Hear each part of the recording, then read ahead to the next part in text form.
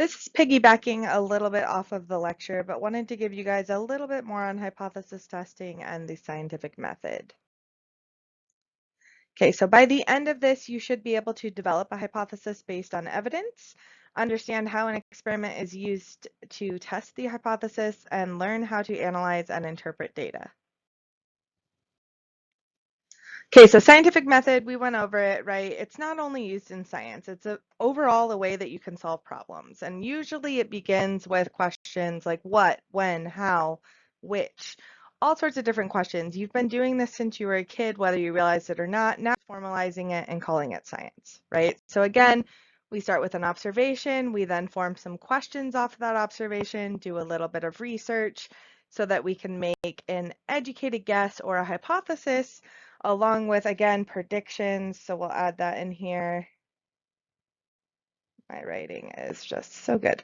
And then we come up with our experiment, which again, we have to kind of figure out what our experimental and control groups are going to be, how we're going to set up the experiment, how we're going to analyze it. Then once we actually have the data, we go through, we analyze the results, and we draw our conclusions.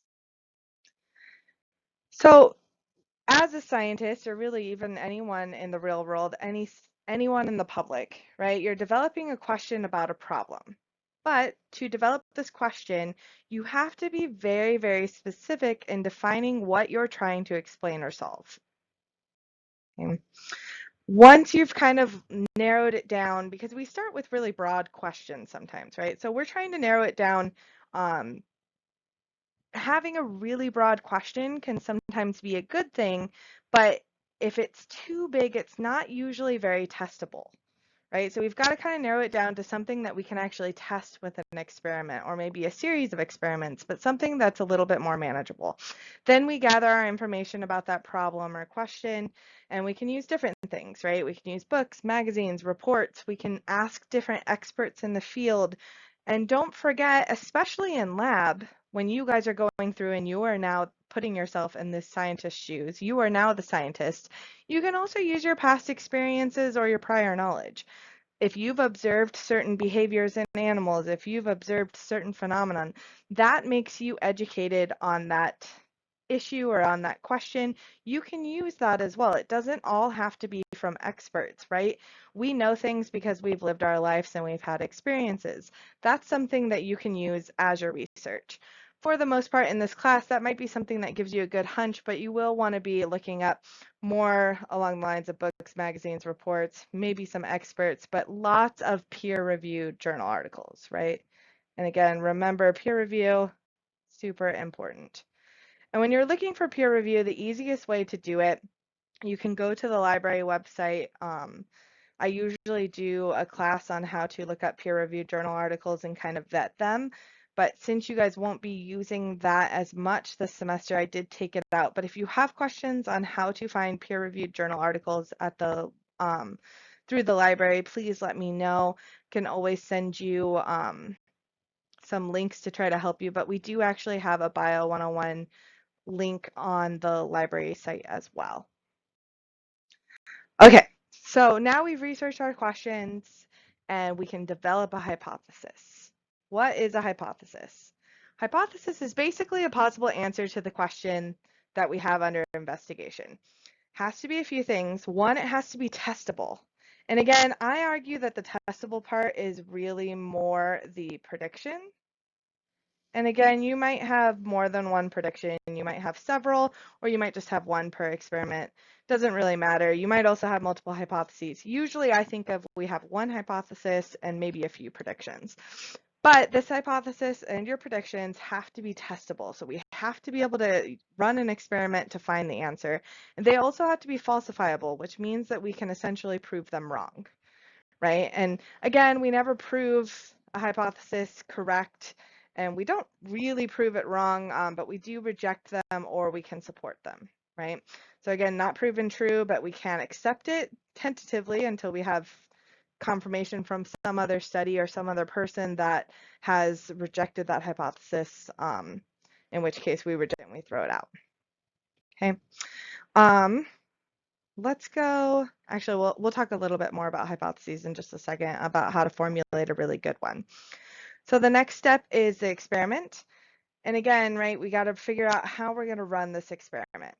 Okay, so you've got to create and conduct it in order to test your hypothesis, which usually also includes a materials list. So we need to know what we're going to use in the experiment as well as a step-by-step procedure. Okay, so we've got to have all of that set up before we begin the experiment. Scientists don't just go into things thinking, I'm going to wing it and hopefully it comes out okay. Well, usually they don't. It's not how you're supposed to do it. So every experiment that you do set up does have variables, and there's a few different kinds of variables. Again, a variable is anything that changes or something that you can change in an experiment.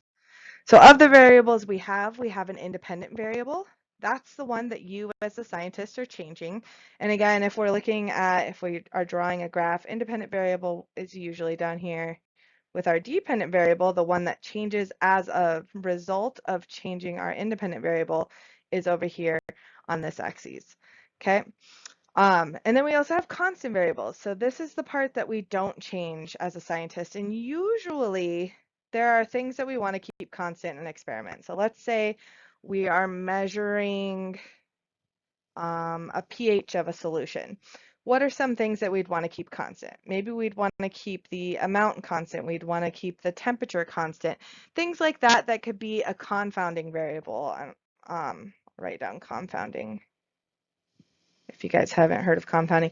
So a confounding variable is basically something else that could also be causing the experiment to change or your dependent variable to change that isn't the independent variable. So it's not necessarily because of what you are changing or what you're testing. It could be some confounding variable, and you can't always foresee these happening. Sometimes you run the experiment and you're like, yay, I can support my hypothesis, but there's always a chance that instead of what I was testing, maybe this other thing is happening.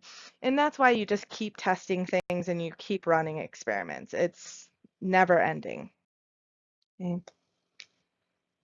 Okay, so as scientists, we have to take the time to think logically when we're investigating a question or a problem, right? So we've got to break things down into a lot of different steps that makes, which sometimes takes a lot of time.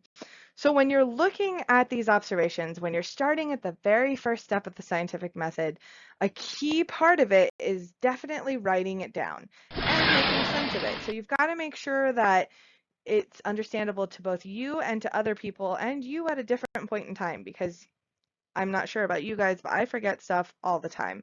So writing down your observations as you initially see them is very important. And sometimes it comes in the form of charts or graphs. Sometimes it's just writing down your observations, but you have to show what actually happened.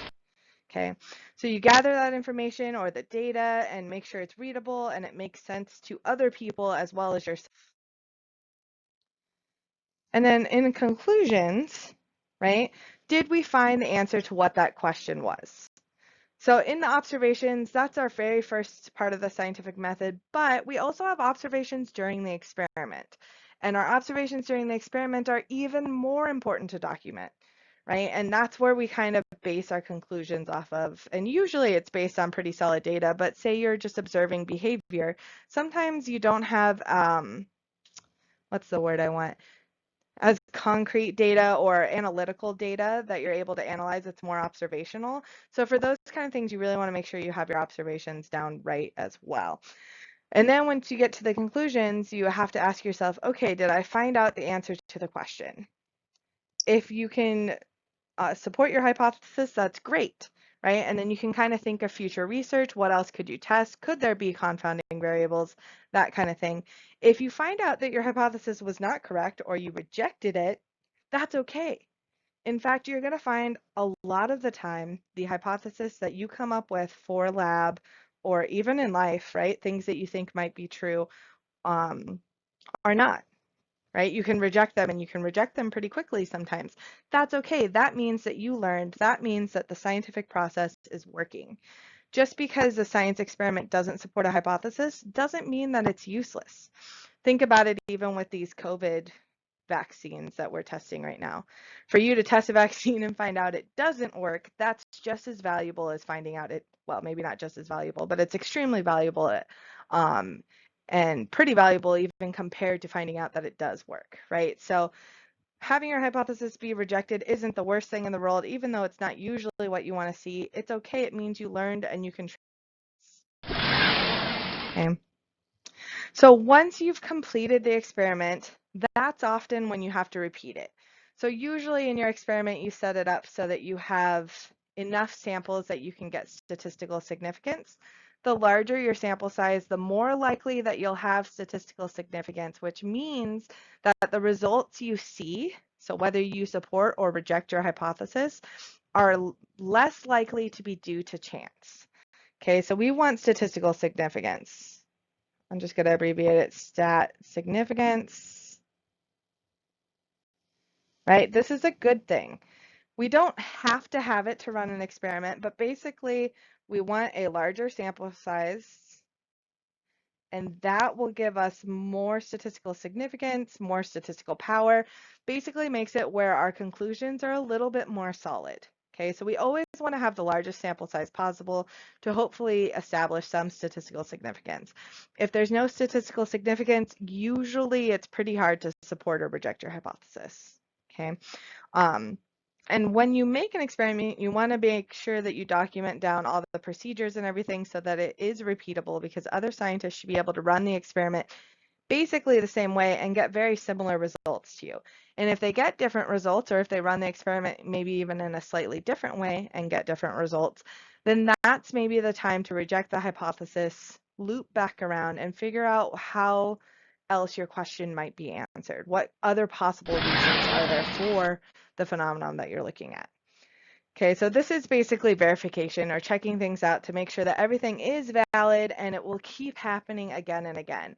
And again, once you have that, once it keeps happening again and again through thousands of research efforts, that's when you can kind of develop a theory, a scientific theory, right? We talked about in lecture a scientific theory versus an everyday theory.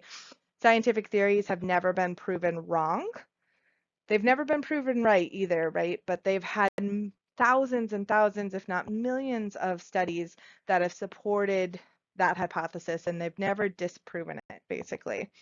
So that's a little bit different than an everyday theory that's based on anecdotal evidence or your own personal stories, which when we're in class, we're never going to be supporting a scientific theory or coming up with a new scientific theory. We might support a hypothesis, but it doesn't make it a theory necessarily, because it would require lots and lots more research. Okay. So at the very end, scientists share their experiments and findings with others. So this is where you go through the peer review process, right? And the reason that they do this is so that you can learn from each other. You can use someone else's experiments or experiences to help kind of fund the background of your experiments, and you can build upon it, or you might be repeating it. Might also just help with what you're studying or doing, or even if you're not a scientist, if you're just in the public, it might be something that's of interest to you. Okay. So I know this is kind of going back a little bit, but I want to get into a little bit more about hypotheses and predictions, just to make sure you're super clear on them. So a hypothesis, let's see here, do blue. So I'm just going to abbreviate it HYPE for hypothesis, right? Hypothesis, what we were taught in grade school, you were probably taught if, then. Right? And the way I like to teach hypothesis testing, or how to formulate a hypothesis, is I do use if then, but it's a little bit different. So the if part, this is actually your hypothesis. So this is some like broad idea about what we're seeing, right? So if you remember from lecture, I think I was talking about myna birds, and I was talking about how you see larger and smaller birds. And I think I had roughly hypothesized that the male birds were larger, right? And I had said I think that they expend more calories. So let's say my broad idea is that male birds, let's just keep it at that, expend more calories daily.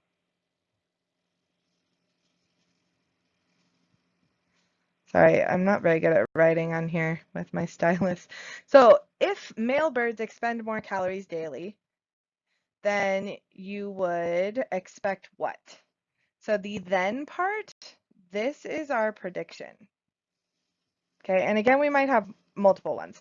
So then we might predict 1, that they eat more, right? 2, that they're larger.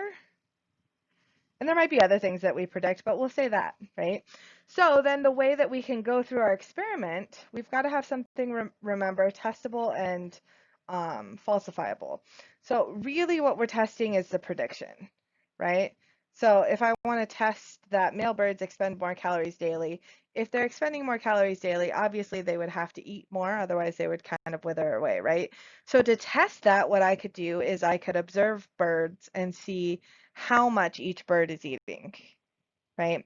So that's my test, is I can go through, and you can set up a whole experiment around that. We won't really get into that, but that's a little bit more about the hypotheses. So we can do an if-then statement, and to go even further, sometimes we refer to it as if, then, because. And this is a really solid hypothesis, and the because is kind of also part of the hypothesis sometimes, but if blah, blah, blah is true, right? And we'll say is true, but like is supported, then we would expect whatever our prediction is, and we would expect it because, so why would male birds expend more calories daily? Maybe this isn't really true as far as I know with mynah birds, but maybe it's because they have to they're gathering food for their family. Okay. Again, this is kind of a bad example because it's not really true, but we don't necessarily know it's not true. We would have to test it, or in our case, maybe do a little bit of research, which I haven't done. So that's a little bit more on hypothesis testing. We will probably do it a little bit this semester just so you can kind of get a good feel for it. A lot of times our hypotheses this semester will really be more like predictions, where I just want you to predict what you think is going to happen, but always be thinking about the because behind it as well as the if part, right? So a full hypothesis looks really good if you're saying if, then, because. And again, if blank is true or supported, right? I'll write true even though that's not great lingo. Then we expect blank, our prediction, right? I'll put a P and a H here.